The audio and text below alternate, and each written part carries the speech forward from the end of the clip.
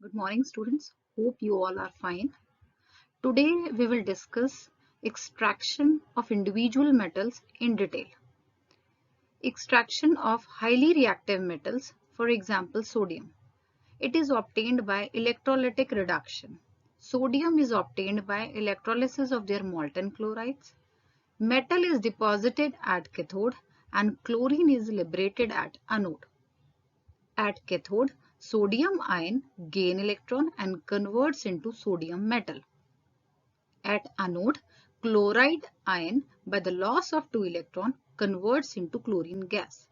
Students, NaCl को अगर हम देखते हैं तो NaCl के अंदर से अगर हम इलेक्ट्रोलिसिस करवाते हैं तो वो सोडियम मेटल हमें कैथोड पे लिबरेट होता है और अनोड पे हमें क्लोरीन गैस मिलती है.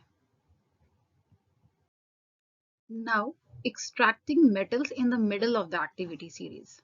For example, iron, zinc, lead. Present as metal sulfides and carbonates. Students, जो middle reactivity वाले metals होते हैं, iron, zinc, lead, ये sulfides and carbonate की form में present होते हैं. Must converted to metal oxides. Calcination. Heating strongly in limited supply of oxygen.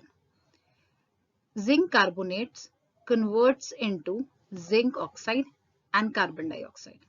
Students, calcination वो प्रोसेस है जिसमें हम एक ओर को हीट करते हैं लेकिन लिमिटेड सप्लाई ऑफ ऑक्सीजन के अंदर.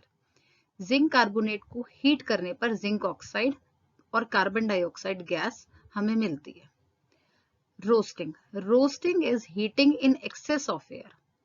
Zinc sulfide with oxygen gas converts into zinc oxide and sulfur dioxide gas. Students, अगर हम किसी ओर को हीट करते हैं in excess of air तो वो ओर आपका ऑक्साइड में कन्वर्ट हो जाता है. अब इस ऑक्साइड को हमें बचे कन्वर्ट करना पड़ता है फर्दर प्योरिफिकेशन के लिए. Now, extraction of metals present low in the activity series. These are least reactive elements. Here we are taking an example of mercury and copper. Initially, HGS, which is an ore of mercury, its name is cinnabar. It converts into HGO by the reaction of oxygen with SO2. Now, HGO on heating gives mercury and oxygen gas. Now this mercury is a pure metal.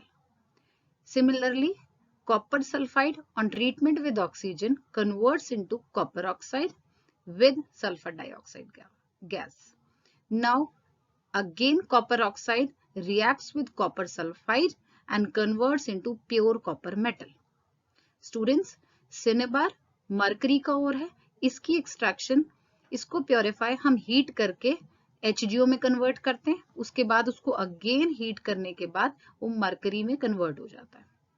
Similarly copper का जो ओर है copper sulphide, उसको heat करते हैं तो वो copper oxide में convert होता है, उसको अगेन हम कॉपर सल्फाइड के साथ रिएक्ट कराते हैं तो वो प्योर मेटल हमें मिल जाता है. Now reduction. Conversion of metal oxide to metallic form is reduction. Number 1, reduction by carbon. It is known as smelting. It is done for the extraction of metals like zinc, copper, iron, lead, tin.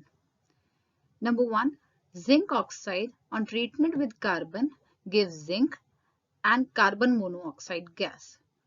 In the same way, lead oxide with carbon gives lead with carbon monoxide. Students, carbon monoxide can cause the reduction of ferric oxide to iron. Fe2O3 with carbon monoxide gives iron and carbon dioxide gas. Students, reduction में हम किसी भी oxide को, metal oxide को pure metal में oxygen के removal के साथ कर सकते हैं. यहाँ पे आपको जिंक ऑक्साइड दिखाई दे रहा है. जिंक ऑक्साइड को कार्बन के साथ ट्रीट करवाने पर आपको जिंक मेटल मिलता है और कार्बन मोनोऑक्साइड गैस आपको मिलती है. सिमिलरली बच्चे यहाँ पे हम लोग कार्बन यूज कर रहे हैं। कार्बन की प्लेस में कई केसेस में हम कार्बन मोनोऑक्साइड भी यूज करते हैं, उसको भी हम रिडक्शन ही बोलते हैं। यहाँ पे आपको फेरिक ऑक्साइड दिख रहा है, इसको कार्बन मोनोऑक्साइड के साथ ट्रीट करवाने पर आयरन आपको प्योर मेटल मिल जाएगा और कार्बन डाइऑक्साइड लिबरेट हो जाएगी।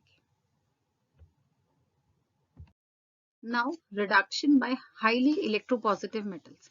स्टूडेंट्स, पहले हमने देखा रिडक्शन हम कार्बन के थ्रू कर रहे थे, अब हम सेकेंड प्रोसेस में एक हाईली इलेक्ट्रोपॉजिटिव मेटल जैसे एल्यूमिनियम है, मैग्नीशियम है, उसको यूज करेंगे रिडक्शन के लिए।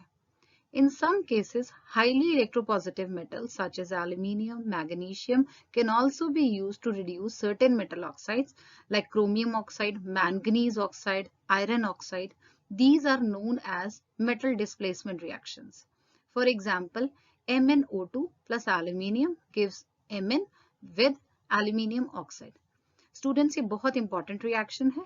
इस रिएक्शन में मैंगनीज ऑक्साइड को अगर हम एक इलेक्ट्रोपॉजिटिव मेटल के साथ, जो कि एक एल्यूमिनियम है, उसके साथ ट्रीट करवाने पर आपको मैंगनीज और एल्यूमिनियम ऑक्साइड मिल जाता है। Now thermite reaction. Students, the reaction of iron oxide with aluminium is known as Thermit reaction.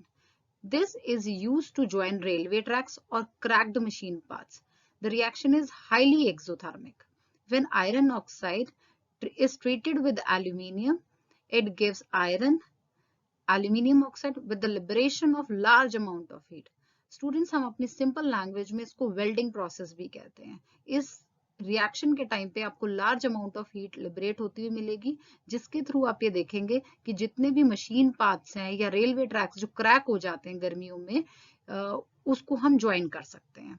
इस ट्रीटमेंट में आप आयरन ऑक्साइड को एल्यूमिनियम के साथ ट्रीट करवा के आयरन आपका अलग हो जाता है और एल्यूमिनियम ऑक्साइड आपको अलग से मिल जाता है।